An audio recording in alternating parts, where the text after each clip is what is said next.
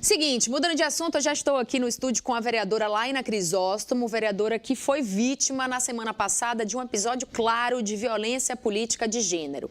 E olha, gente, quando uma mulher que ocupa um cargo político importante é atacada, todas as mulheres são, porque essa vereadora está representando todas as mulheres. Então, apesar do caso ter acontecido na semana passada, teve o São João, mas nós achamos importante retomar o assunto pela gravidade da declaração que foi feita por um vereador se referindo a como agem as mulheres que são vítimas de violência doméstica e que vão à delegacia denunciar. A gente vai contar toda essa história. Vereadora, seja muito bem-vinda. Obrigada, Pamela. Enfim, pelo espaço, pela possibilidade. Eu acho que esse é um debate muito sério. A gente está no ano eleitoral, a gente não está aqui fazendo campanha, mas o debate é do quanto essa violência faz com que muitas mulheres desistam de serem candidatas. Exatamente. Porque é um espaço extremamente perverso para muitas mulheres. Né? Então vamos voltar na quarta-feira passada, que é quando a confusão acontece ali. A vereadora Laina tinha então a palavra, ela estava fazendo a sua vez de fala ali na Câmara Municipal. Não é esse vídeo, gente, é o outro. A gente vai chegar nesse. Isso. Exatamente. Esse vídeo que é quando você é interrompida, né, vereadora, no meio da sua fala ali, um outro vereador pede a fala e já entra falando, na verdade. Ele pede, mas ele já entra interrompendo, né? Na verdade, o que acontece é, eu começo a fazer uma fala sobre empréstimo, né? Há uma alteração de crédito na prefeitura. Eu tinha votado já anteriormente contra, continuo votando contra e questionando a ausência de transparência. Quando eu começo a fazer a fala, ele simplesmente começa a gritar, questão de ordem, questão de ordem, questão de ordem. E ele não aguarda se a questão de ordem vai ser deferida ou não, né, pelo presidente. Mas ele segue falando. Quero aqui dizer que não é empréstimo não, vereadora. E aí ele segue insistindo na interrupção. Te corrigindo, como se estivesse ali Exatamente. te corrigindo, É importante que a gente lembre que esse fenômeno se chama interrupting, né? Sim. Que é o homem que interrompe a fala de uma mulher. E no momento da interrupção, você fica meio em choque, você não consegue seguir a sua fala. E aí ele segue dizendo, eu estou te ajudando, estou te explicando. Mesmo que você não tenha pedido nenhuma ajuda ou nenhuma explicação. E na verdade, esse é um debate, né, Tâmara? Na verdade, os homens acham e se sentem confortáveis de explicar a gente o que a gente está falando. Exato. Recentemente, a gente teve um caso de um homem tentando explicar para as mulheres o que era feminismo. Eu falei, peraí. Então, quem sofre a opressão é que vai dizer, né? E aí, nesse momento, você se emociona, claro, porque eu imagino que não deva ter sido nem a primeira, nem a segunda, nem a terceira vez que sua fala é interrompida na Câmara de Vereadores, que tem a maioria esmagadora de homens. Ali são 8 mulheres só, São né? 8. Na verdade, eram 9, né, Marighella? Enfim, não voltou. Então, ficamos 9, né? 9 cadeiras de mulheres. 8 mulheres. 8 mulheres. São 9, mas, enfim, hoje temos 8. Só a presença de 8. De 43, né? De 43. E aí você se emociona, faz uma fala realmente emocionada, incomodada por ter sido interrompida, né, nesse momento. Então, ali foi a primeira violência, porque a gente precisa dar nome às coisas, né? Pra gente entender o que se passa, né? Isso é violência política de gênero, né? Quando você interrompe a fala de uma mulher que está ocupando, naquele momento, o plenário da Câmara. Era a vez de fala da vereadora. Você aguardasse ser deferido, né? Porque você pudesse... Porque é um movimento que acontece, os vereadores, sim, eles entram na fala de outros vereadores, isso é normal, acontece, né, no plenário da Câmara, mas precisa ser aceito, não é que você tem que se intrometer na fala. Mas o vereador homem, né, se sentiu muito à vontade para se intrometer ali na fala e ensinar a vereadora sobre algo que ele achava que você não saberia, quando na verdade você estava falando sobre isso. Eu acho que é importante trazer algo, que existem interrupções que acontecem na Câmara, não só na Câmara Municipal de Salvador, mas em outras, né? Homens e mulheres que pedem pela ordem, que pedem um pedaço da fala. A grande questão é que não houve apenas a interrupção, que já é uma violência, mas houve também a tentativa de me explicar o que eu estava falando. Então, acho que esse foi um debate muito forte. Eu acho que depois que isso acontece, enfim, eu fico muito emocionada. Acho que é isso, eu estava seguindo um raciocínio, sou interrompida, e não é a primeira vez, como você fala, mas eu sou interrompida e ele tenta me ensinar o que é fazer política. A gente está há 4 anos na Câmara, fazendo muita luta e resistência. Então, quando ele tenta me explicar, ali eu desabo e eu digo assim, eu não consigo seguir aqui. E aí vou fazer uma outra fala depois, que era um outro projeto de lei, né? E aí nessa outra fala, eu sou atacada por um outro parlamentar, né? E aí é essa fala, gente, que é assim, quando eu vi a primeira vez esse vídeo, eu fiquei completamente revoltada pela gravidade da fala do vereador Átila do Congo, vereador, inclusive, do Partido da Mulher Brasileira. Vejam só.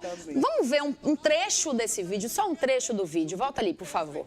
E também não disse que mulher nenhuma estava tomando lugar de ninguém. Vossa Excelência mente, deturpa o que eu falo aqui para ser abraçada por um movimento, talvez porque seja o desespero do ano eleitoral. Então Vossa Excelência não queira ter justiça nas palavras, e sim Vossa Excelência quer palanque e mídia. E quando disse sim, que vários homens, pais de família, estão sendo condenados, sim, porque mulheres irresponsáveis, sim, que chegam à delegacia fazendo acusações falsas, como já foi provado, porque sim a violência dentro do lar, sim, e a violência é punida. Eu não disse que não. Vários homens sendo condenados apenas por falas, sem nenhuma apuração. Isso é uma realidade. Pronto. é Não Vossa Volta aí, que eu acho que essa é a parte mais grave, né? Quando ele fala que vários homens estão sendo condenados por mulheres irresponsáveis que vão fazer falsas denúncias na delegacia. Exatamente. Olha, pra mim, essa fala é de uma gravidade que realmente a gente não pode deixar passar, porque a gente sabe, vereadora, da dificuldade de uma mulher que sofre violência dentro da sua casa em ir fazer uma denúncia. Quanto ela já apanhou, ela já sofreu, ela já foi humilhada, até que ela tenha coragem de fazer uma denúncia para vir um vereador, homem, dizer que as mulheres são irresponsáveis e estão encarcerando pais de família. Deu aqui exatamente a fala dele. Ele diz que, inclusive, ele faz um alerta, porque ele disse, ó, isso é um alerta para nós, homens, que, que a gente comece a abrir os olhos, porque eu estou vendo muitas cobranças nos demonizando, enquanto isso estão encarcerando pais de famílias inocentes por motivo torpe e sem direito de defesa ao contraditório. É de um absurdo. A gente sabe, gente, que a maior parte dos casos de violência doméstica são cometidos dentro de casa por pais, sim, da família, mas que não exercem o seu papel pleno de pai. Porque batem na mulher, porque humilham a mulher, inclusive na frente dos filhos. Para essa mulher chegar numa delegacia, muita coisa já aconteceu para vir um vereador. Uma pessoa que ocupa um cargo público. Do Partido da Mulher. Do Partido da Mulher, para fazer esse papel, vereador Átila do Congo. Que vergonha, que irresponsabilidade. É de uma irresponsabilidade sem tamanho, é revoltante. Eu, como mulher, me senti ofendida. Publiquei na minha rede social e fiz questão de retomar hoje esse assunto aqui, porque a gente precisa dar nome aos bois. A gente precisa saber quem é quem. Estamos, inclusive, em ano eleitoral, ele não fala isso, estamos em ano eleitoral. Precisamos saber quem é, de fato, a favor do fim da violência. Quem está, de fato, combatendo a violência contra a mulher, que hoje é um problema sério no nosso país. Todos os dias a gente está dando aqui notícia de mulher sendo morta da pior forma possível. É homem que joga água fervendo no rosto da mulher, é mulher que é esquartejada, é homem que bota faca no filho pequeno para ameaçar a mulher. Mulheres se jogando, mulheres que andar grávida, com medo da agressão. E aí, mas o que, pelo menos, que ainda nos nutriu, né, vereador, de alguma forma, né, que pelo menos nos fortaleceu, foi um movimento que surgiu, então, de todas as vereadoras, quase todas, teve uma que não fez questão de não participar, de não se posicionar, mas da maioria das vereadoras ali se juntando e se posicionando, né? Eu acho que a maior potência de ver mulheres, né, enfim, se reunindo, e talvez o medo dos homens seja esse. Quando as mulheres se encontram, elas se conectam a partir de pautas, que são pautas que nos unificam, né? A vereadora Roberta Caris, ela fala, nós temos muita diferença, eu, Laine e Marta.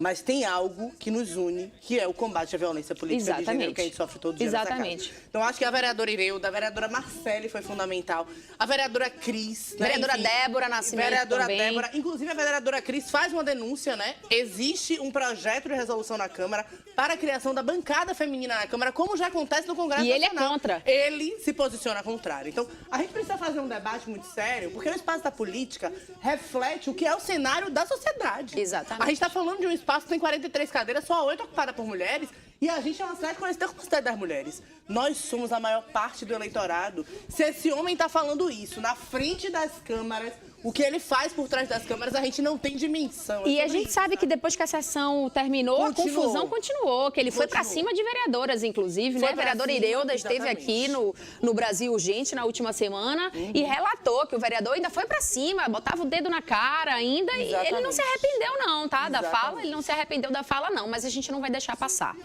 Olha, como o nome do vereador foi citado aqui, nós pedimos antecipadamente, nós avisamos a assessoria do vereador que falaríamos sobre o assunto, se ele gostaria, então, de mandar um vídeo, emitir uma nota, mas o que recebemos foi silêncio. né? Então, até o momento, nós não recebemos nenhum retorno do vereador.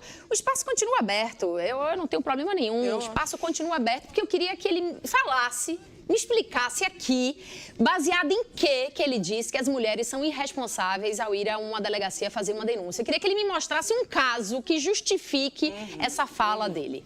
Eu acho que é importante trazer um dado que diz que as mulheres, para terem coragem de denunciar uma violência, elas esperam ao menos 7 a 8 violências. Isso é um dado de pesquisas que são feitas sobre violência de gênero, né? Enfim, violência contra as mulheres, especialmente doméstica e familiar. Então, as mulheres, elas não denunciam na primeira. Então, quando as mulheres ouvem um absurdo desse de uma pessoa que deveria estar zelando pela cidade, que deveria estar pensando... Qual é o papel do vereador, gente? O papel do vereador é pensar projeto de lei, pensar política pública para a cidade, pensar orçamento digno para as pautas que são necessárias, mas, acima de tudo, fiscalizar como o orçamento público está sendo utilizado. Exato. Não é fazer acusações levianas contra mulheres, que são a maioria dessa cidade, mas, acima de tudo, mulheres que todos os dias sofrem violência. A gente vive num país que é extremamente perigoso ser mulher, a gente vive num estado que tem índices altíssimos de violência contra a mulher, mas também de feminicídio. Então, quando a gente tem uma casa que tem 43 cadeiras e apenas 8 ocupadas por mulheres, mas também a ALBA, que a gente tem um contingente muito pequeno de mulheres, e